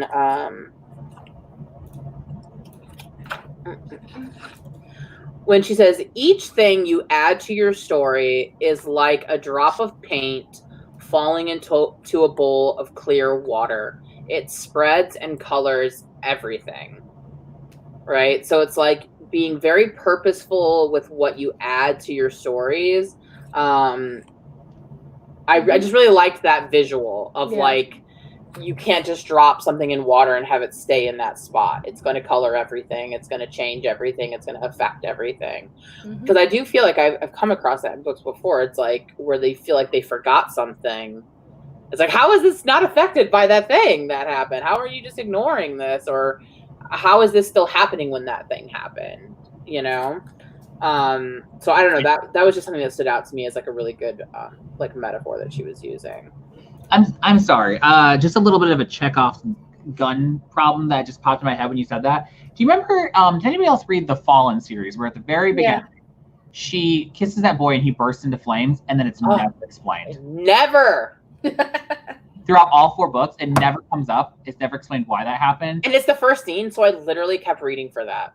Yeah. So don't do that either. Don't do that.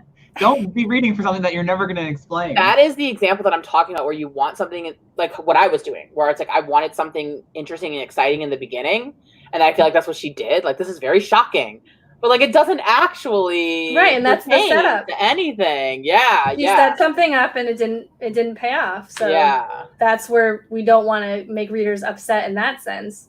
If it's a cool twist, you can make a reader upset. But I will say that has spoiled that entire series for me.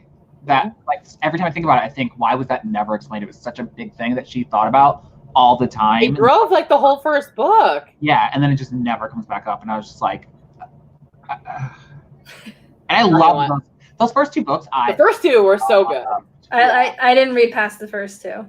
Yeah, well, I skimmed the 3rd one. And then I really skimmed the 4th one. The 3rd one in particular doesn't add to the story at all. It was so weird. You can completely cut out the entire 3rd book and you won't miss anything at all. Oh. Yeah. It's so weird. It's such a weird book. Yeah, they were really just... And then the 4th one I only skimmed because I felt like, okay, I've gotten myself this far. I gotta like... I think I read half of the 3rd, and then I was like, oh no, I'm just gonna skim the rest of this. And then the 4th one is like, okay, I need some things to be wrapped up. Where are they in this book? See, that's the thing, Jessica. There's a novella that explains what happened to him. You shouldn't have to write a novella on the side to explain what happened in the first. That's terrible writing. Series. No, that's terrible. That to me feels like she got so many questions about it. She's like, I'll write a novella about it and explain. Like, oh shit, I gotta explain this thing. Gotta wrap it up. Yeah. Well, at least there's something out there for you. Yeah. Yeah, Lindsay, the Angel books. Yeah. I think that's what happened, to be honest, Lizelle. Or I think that she either she wrote the first book without plotting the sequels, or they started to come out and got popular while they were still out, and I think that part of it was driven by fans and what they wanted, and so she changed. That reminds me of the Tahara Mafi books. So she started to change the story based on what readers wanted. Yes, I feel like that's what Tahara Mafi did too, and I hated that, and that made me hate those books after the first 2, which I absolutely loved. Her writing was so beautiful in the first couple of them, the Unravel Me series or whatever it is.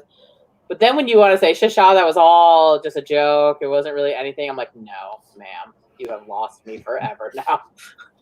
No. But I wanted to bring this up with Lizelle. She said she liked this whole section, the cause and effect. I think is what she's talking about, because that's where the quote came from.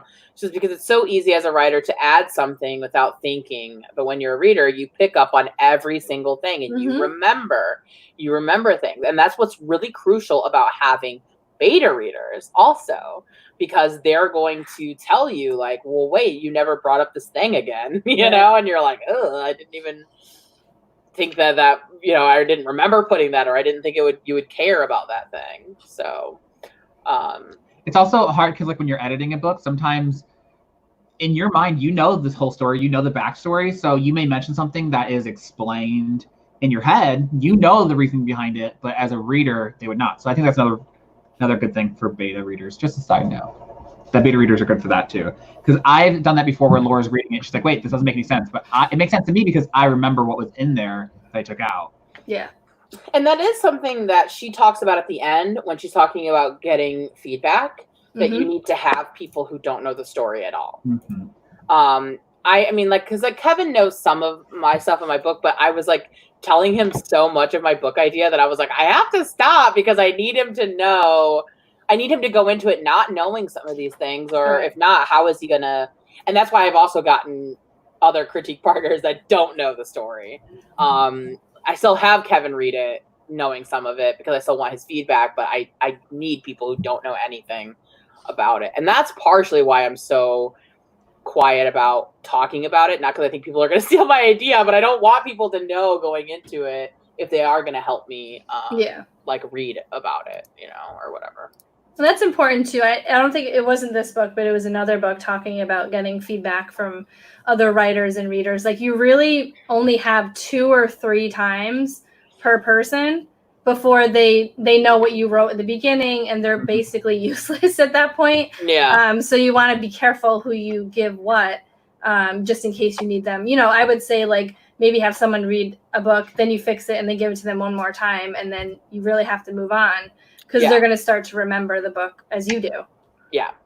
So yeah, definitely. I think that's a good point. But yeah, I thought that was interesting that she actually included that section in the back. Like, she talked about also like paying people, which I thought was kind of weird. I mean, if some people can't find anybody, then you can always pay. I mean, you somebody. pay someone for their time. I've heard of other writers doing this. That it's basically like a half CP. Like, so if you don't want to exchange with someone, paying them for their time. You're not paying them to review the book. It's just maybe you don't have time to read their book and say, here, I'm going to give you such and such to read my book. So what you're saying is Lindsay Puckett needs to send me a check. No, I'm kidding. I mean, you come up with that agreement ahead of time, but not afterwards. Yeah. I have like, heard of other writers doing that. It does feel like to me, though, that that's coming from a certain background, a privileged background of like if you're already a writer or you're already in a certain position, because how many of us can, which is why we do reciprocity, right? Which is why it's like, okay, I'll do this for you, you do this for me kind of thing. Because we don't all have like, although, and this is a whole different topic, but I just want to go on record as saying, however, when you're doing things like sensitivity reading, you should be paying people for that. You should be paying them for their time. Yeah. Unless it's someone you know personally, and again, it's a reciprocity thing. But usually, sensitivity readers, that is something you should be paying people to do. So, but the tip I got on that is try to see if your publisher will pay for it first. And then if not, then you'll pay for it. And I think Lizelle actually, her publisher will pay for like 1 or 2 of them, and then she's paying for the rest. For a sensitivity reader? Yeah. Oh, that's interesting. I've never heard of that. Yeah. Some publishers will pay, but it's worth at least asking. You should always try to get them to pay for it first, yeah. But if they won't pay for it, that doesn't mean you shouldn't try to get a sensitivity reader. Right. Yeah, but actually I totally forgot about that point. That actually brings me to something that I thought was really important about this book, is she talks about the myth of writing what you know. And she says, actually, because people get so hung up on this, and she's saying what they mean is write what you know emotionally. That was something that came up so often in my lower creative writing classes in college. People are like, well, how can I write fantasy then? I don't know what it's like to be a king or queen. It's like, that's not what it means. It don't mean literally like, oh, you don't know what it's like to be in a spaceship? Okay, well, that doesn't mean you can't write that. You know what it means to feel isolated and alone and scared, which somebody in a spaceship alone might feel. And I think that this goes to the opposite, because people have said, like, you can't always write what you know, because if so, then people take it the opposite. That means you can just write any story. And that's not true either, I don't think. Which is why you should write what you know emotionally. And this is going to I'm going to go out on a limb here and make a controversial comment that I try to avoid in these. But this is exactly why you get a lot of pushback about, for example, straight white women writing gay male love stories and coming out and things like that. It's like, you don't know that story emotionally. You don't know what that's like. You have no idea what it's like. You should let someone who knows that story emotionally tell that story. So it's not like you can't write it because you're a woman or because you're white or whatever. It's because you don't know the story emotionally to tell that story. And that is the issue. So it's not, so that's why a lot of times, like, it doesn't mean you can't have characters who are different from yourself, but you shouldn't be telling an emotional story of something that you don't know, that you can't speak for. So that's why also, and I've said this before, there's a big difference between writing in first person and writing in third person of someone that you getting in someone's head when you don't know what that you know what I'm saying? Like, if you know it emotionally, that's very different than knowing it literally. Yes. So that was my little, like, because I feel like people get so hung up on the literal, right? Like, oh, well, I guess because I'm, you want me to write diverse, but as a white person, I can't write people of color. It's like, that's not what people are saying. Right. You know what I'm saying? Like, that's not what's being said here. Like, what's saying is you should write what you know emotionally. And that's it's a different. I wish it was my idea though, Lindsay. it's not, but but when she read that, I was like, yes, because I felt like that was perfect way to explain it, and I didn't have the words to explain it to people. Like why, yes, you should write different types that it's okay to write people that are not you. Not all of my characters are me, but they all have an emotional arc that I do know in some sort of way. You know? Stop giving her credit for this. She did not come up with this idea. I'm gonna get a cease and desist from Lisa Cron here. But yeah, so I just thought that was one thing I really liked, that myth that she sort of busted in that and sort of explaining, because I think that's a really easy way to explain to other people why it is or is not okay to be telling certain kinds of stories when it's not your place to do it. So the type of story matters, what you're doing with it. So yeah, but anyway, anything else that you guys that we haven't already talked about from the book? I'm looking at my notes here. Yeah, me too.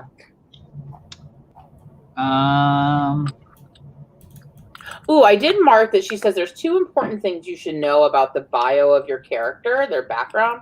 And the 2 things are the event in the past. Okay, I don't want to mess it up because I didn't write the actual quote. So let me get it. It's on page 91. She says there are 2... okay, that's why when writing your protagonist's bio, the goal is to pinpoint 2 things. 2 things that are important about your protagonist. The event in their past that knocked their worldview out of alignment, triggering the internal issue that keeps them from achieving their goal, and the inception of their desire for the goal itself. So you should know what happened in the character's past that changed their worldview, and that's what's hurting them from reaching their goal. And you should know when they came up with the goal, like the inception of that goal to begin. Couldn't one of those then trigger the other? Yes. Okay. But she's saying when you're getting to know your character. It. Yeah. Yeah, you need to know it. Because I know mine, and it's what he's striving for. But the event that caused. I'll tell you later. See if it works. Yeah. But I just thought that was really important because she's talking about, like, you can write down all the things you want. Like, oh, does she hate her middle name? Does she whatever? None of those things. What really matters, really what you need to make sure that you have is what happened in the past to change their worldview, to make the goal that they're trying to reach a hindrance or is hindering them from getting it, and the inception of the goal. Like, when did that come about, you know? And that's something that you need to know about your character, because that's going to inform all of their decisions and all the things that they do moving forward. And toward their goal. Right, exactly. Okay. So I thought that was important. Yeah, I really connected a lot with the character bio section because that's one thing that I struggle with. I tend to write the story and then go back and do a lot of character work after a first draft because I don't like character sheets. I can't do them. And I've tried millions of them out there, and anyone who offers one, I sign up for their newsletter because I'm trying to find the one. Yeah. But she really, I just connected more with the narrative of just brainstorming and just getting to that point. So. 100%. I'm the same way, that I still feel like I'm learning stuff about my character. I feel like I have to learn it. I have to know because it has to matter too.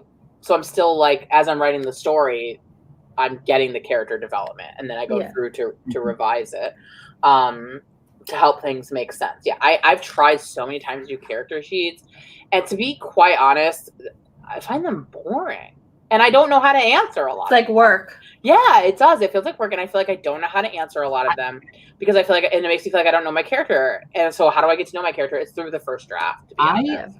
I always thought I liked them.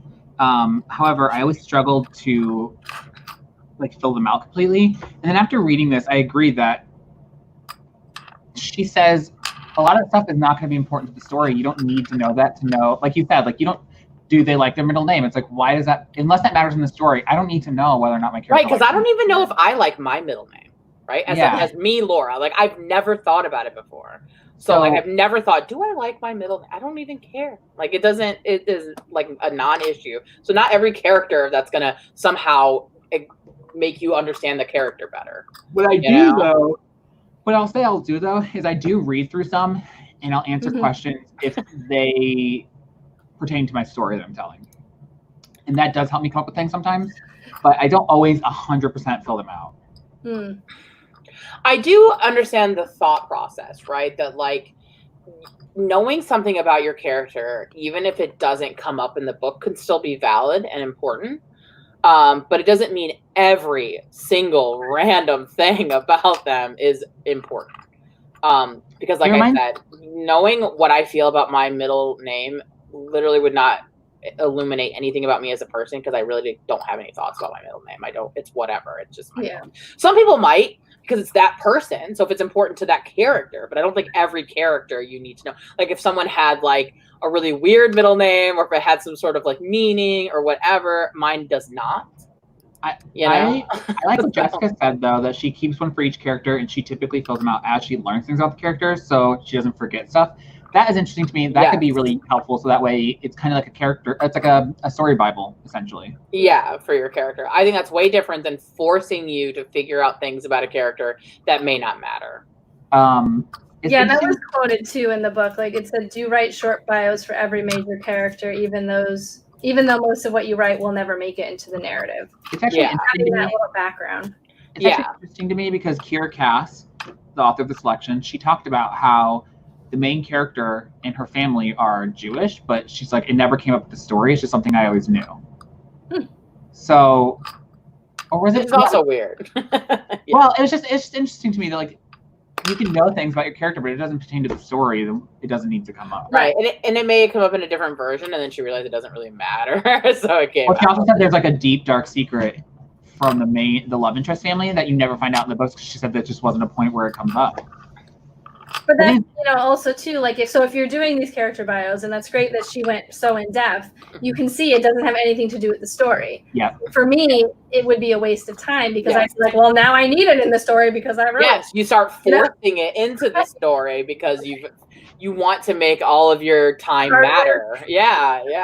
All my thoughts. But I think that is also an issue as writers that we have, that spending time on character sheet, even if it doesn't like make it into the story, it's not wasting your time. Like we obsess about quantifying our work. That's true. And like what matters and what doesn't, and which is why I like Camp Nano, because like when I'm brainstorming and reading a craft book for that book, I'm still working on that book. Exactly. Yeah. But I do think that because of that, like what Caitlin's saying, is like it makes us feel like we need to put stuff in the story that's unnecessary because we've spent the time figuring it out. So if we can somehow tell ourselves like, okay, not all of this needs, but that's like a thing you have to develop as a writer, because and it's also a personality thing. Exactly. Like, Kevin, you may be totally different in the sense that what I do needs to have purpose. Yeah. Like some people are able to brainstorm a certain way, so it's that just maybe my personality. Mm-hmm. When I do my work, I want it to I want to be able to put it somewhere. I can't I can't just process it that way. Yeah. But that's just my brain. I think that all writers work very differently. Yeah. But yeah, I feel like that was. I feel like we talked a lot about the book. I feel like but I feel like this was really helpful to, to like use a lot of what she said. It made me feel like this book was really helpful, like to think about things. I feel like the conversation was very helpful as well, especially even if you didn't read the book. I think the things that we're just taking points that she made and then just sort of explicating them, and skipping all the long examples. Yeah, exactly. We're boiling it down for you. But I don't know, was there anything else, any of you guys in the chat, like that hasn't come up yet? I feel like we covered a lot of it. Mm-hmm. And she did write another one, Story Genius. This is not the next book, but I just happen to own it. Me too. Yeah, I'm gonna read it. I didn't realize this one's also how to use brain science. Is it really? Oh, it does. It is. It is. They're both talk about brain science. I am really bad at making Bibles and stuff. Well, this says how to use brain science to go beyond outlining and write a riveting novel before you waste 3 years writing 327 pages out of nowhere. Lizelle swears by this book. She thinks it's great. It's fantastic. So I'm excited. I mean, it's not the next book, guys. I'm just saying her other books are good reads as well. I wanted to read this one. The reason why I chose this one was twofold. One, because I took a class with Francesca Leah Block, who says if you only read one craft book, this is the one she recommends. I don't know that I agree with that, but that was also before Save the Cat. That was also before Save the Cat, Rise the Novel came out. So, but she's also very much, Francesca's very conceptual and philosophical about writing rather than practical. So that's why I think maybe this was bigger for her. Yeah. Because I feel like Save the Cat, Rise the Novel is very practical. And literal, and I just don't think that's how she works, you know. But also because I have heard great things about Story Genius, and I knew that this one was written first, and I wanted to read this first then before I read Story Genius, because this had been recommended to me so much. So I'm starting to get a big hefty pile of writing craft books.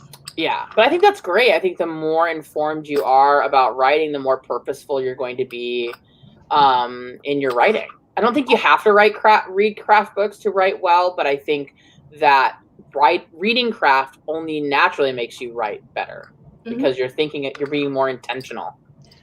I also have On Writing by Stephen King, not in here. That one's half memoir though, so I don't really. It's mostly memoir. I liked it for the memoir part. There wasn't writing advice, but I thought it was interesting to go through how he created his books. Yeah. I only read part of it. I didn't get past the childhood stuff yet, so. It's an interesting book. It just don't expect to come out of it with a lot of gold nuggets. No.